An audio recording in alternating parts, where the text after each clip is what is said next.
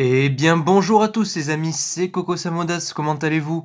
Eh bien écoutez, justement j'espère que vous allez tous très bien et je suis ravi de vous retrouver aujourd'hui pour une nouvelle vidéo Crossmaster. Voilà, je vous ai annoncé mon retour la semaine dernière, je me tiens à ce retour et on est reparti pour de nouvelles vidéos.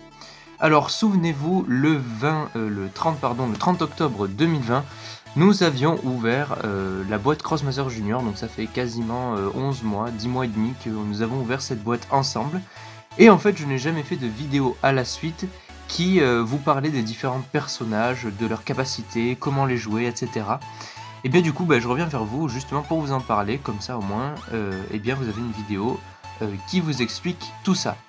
Sans plus attendre, nous allons commencer. J'ai sorti les 5 personnages de la boîte, ils sont tous dehors, ils sont devant vous, les 4. Et du coup, je vais vous expliquer un à un leurs différents pouvoirs. Donc nous commençons par la gauche avec l'ami Mythic Tac. Je vous sors sa carte pour un peu plus de visibilité. Donc Mythic Tac, c'est évidemment un Xelor de niveau 3. Il a 4 d'initiative, 3 points de mouvement, 6 PV, 7 PA. Donc 6 PV c'est pas énorme, hein, voilà, faut quand même le signaler. Mais 7 PA, quand on se rend compte des attaques qu'il a, c'est vraiment pas mal du tout.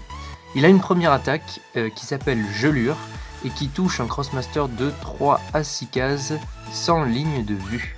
Et la portée est non modifiable. Cette attaque coûte 3 PA et fait un dégât de l'élément eau, donc c'est-à-dire que Mythic Tac peut évidemment l'utiliser 2 fois.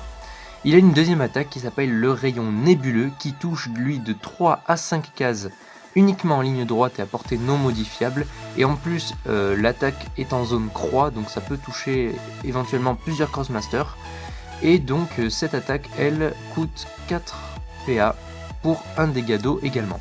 Du coup cette attaque par contre avec les PA de base de Mythic Tac on ne peut la faire qu'une seule fois par tour. Je vous épargne la petite description du marchand de sablier va passer, et il a le pouvoir armure, pouvoir qui est absolument justifié quant à son nombre de PV qui est bas pour un niveau 3, mais il a quand même des attaques qui sont très intéressantes si on arrive à avoir une récompense démoniaque qui rajoute un PA à Mythic Tac.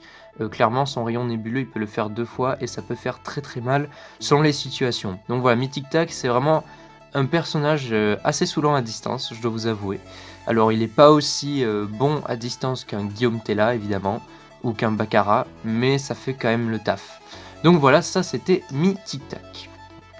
Nous passons ensuite au second Crossmaster qui est l'Enutroph Ericrac. Donc Ericrac, comme je disais, est un Enutroph de niveau 3 avec 2 points d'initiative seulement. Lui par contre il a 4 points de mouvement, ce qui fait qu'il a une plus grande mobilité que ses autres congénères de la boîte. Il a 8 PV et 6 points d'action. Il a une première attaque uniquement au corps à corps qui s'appelle la Pelle Tueuse, qui lui fait dépenser 6 PA, donc c'est-à-dire la totalité de ses PA de base. Et elle fait 3 dégâts de l'élémentaire, ce qui est très fort.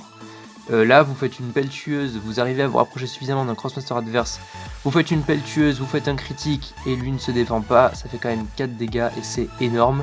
Et selon le Crossmaster adverse, ou c'est un niveau 1 et vous le one-shot, ou alors c'est un autre niveau mais vous baissez ses PV considérablement et vous l'handicapez. Évidemment cette attaque n'est utilisable qu'une fois, sinon c'est beaucoup trop fort. Il a une deuxième attaque, Aumône, une attaque qui va de 2 à 4 cases sans ligne de vue, et qui est une attaque aussi perce armure, donc qui est assez saoulante. Elle coûte 3 PA et fait un dégât de l'élément terre, et cette attaque peut donc être utilisée 2 fois par Ericrac, ce qui peut être intéressant en partie. Je vous épargne également la discussion de ça va être un peu juste, et au niveau des pouvoirs, il a le pouvoir esquive. Ça peut être intéressant étant donné que sa pelle tueuse touche au corps à corps. Si jamais Ericrac veut taper au corps à corps en Crossmaster mais que ce Crossmaster essaie de le tacler, son pouvoir esquive peut lui permettre de le sortir de certaines situations embarrassantes vu qu'il n'a que 8 PV. C'était tout pour Ericrac, nous passons au troisième Crossmaster. Oups, pardon. Il s'agit de Philo Combat.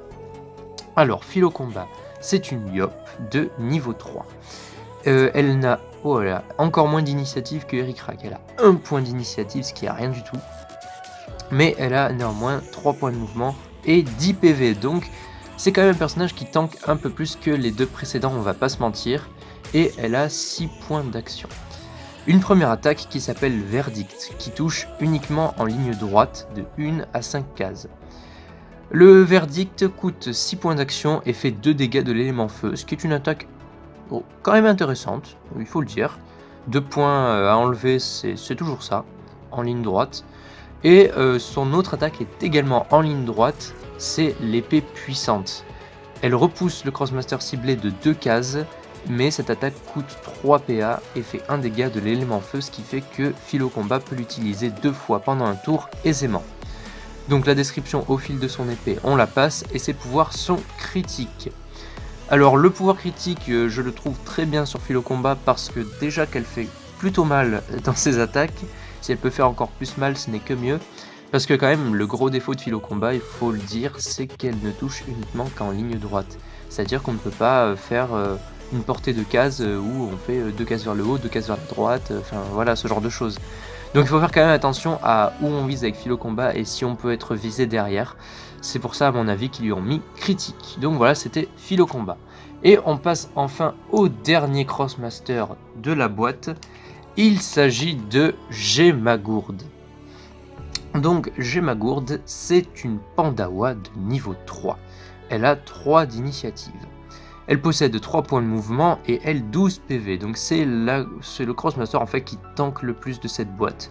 Donc ouais, elle peut subir un peu des dégâts à un moment ou à un autre. Et elle a 6 points d'action. Sa première attaque au corps à corps s'appelle Pandattaque. Elle coûte 3 PA et fait 2 dégâts de l'élément R. Et avec ses PA de base, Gemagourde peut l'utiliser 2 fois, donc c'est quand même très fort. C'est un peu à l'image d'un Eric Rack, mais lui ne peut l'utiliser qu'une fois et ça fait quand même un peu plus de dégâts, c'est normal. Sa deuxième attaque s'appelle Vagalame. C'est une attaque en vol de vie qui va de 1 à 2 cases en ligne droite et qui coûte 5 PA et qui fait 2 dégâts de l'élément R. Donc franchement c'est une attaque intéressante qui ne va pas très loin forcément parce que sinon à mon avis ça serait un peu trop fort. Donc voilà, c'est ma réserve personnelle, etc. Et son pouvoir c'est tacle. Ok, alors en fait donc ce Crossmaster il est quand même efficace au corps à corps ou à petite portée. C'est absolument pas à la portée d'une moyenne longue portée comme Mythic Tac. Donc voilà, elle, il faut quand même se rendre compte qu'elle est au corps à corps, mais qu'elle peut tank. Donc c'est un Crossmaster qui est quand même bien équilibré et puissant pour un niveau 3, il faut le dire. Son pouvoir est tacle, c'est-à-dire qu'elle a plus de chances d'immobiliser un Crossmaster à côté d'elle pour lui enchaîner des plans d'attaque dans la gueule. Voilà. Du coup voilà, c'est quand même un Crossmaster très intéressant, Gemagourde. Et bien voilà, nous arrivons au terme de cette vidéo. On a pu quand même voir que les 3 personnages qui sont tous évidemment de niveau 3, c'est-à-dire que vous pouvez les jouer tous ensemble, ça peut faire l'objet d'une compo qui est quand même plutôt intéressante. Alors ne comptez pas sur eux pour commencer vos tours parce qu'ils ont une initiative qui est beaucoup trop basse pour ça. Mais quand même on a des pouvoirs qui sont ultra intéressants et qui peuvent faire que vos parties peuvent basculer. Voilà, et bien écoutez, ces personnages étaient très intéressants, moi en tout cas je les ai trouvés très intéressants et ça m'a fait extrêmement plaisir de vous les présenter. Cette vidéo touche à sa fin, j'espère qu'elle vous aura plu. N'hésitez pas à liker la vidéo pour montrer que vous avez aimé mon contenu. N'hésitez pas à commenter pour donner votre avis. Évidemment à la partager tout autour de vous pour faire grandir la chaîne. Et bien évidemment également pour faire grandir la chaîne, n'hésitez pas à vous abonner à la chaîne. Nous sommes actuellement à 119 abonnés depuis la reprise. Et bien voilà les amis, je n'ai plus rien à vous dire. Je vous dis prenez soin de vous et ciao ciao pour une prochaine vidéo.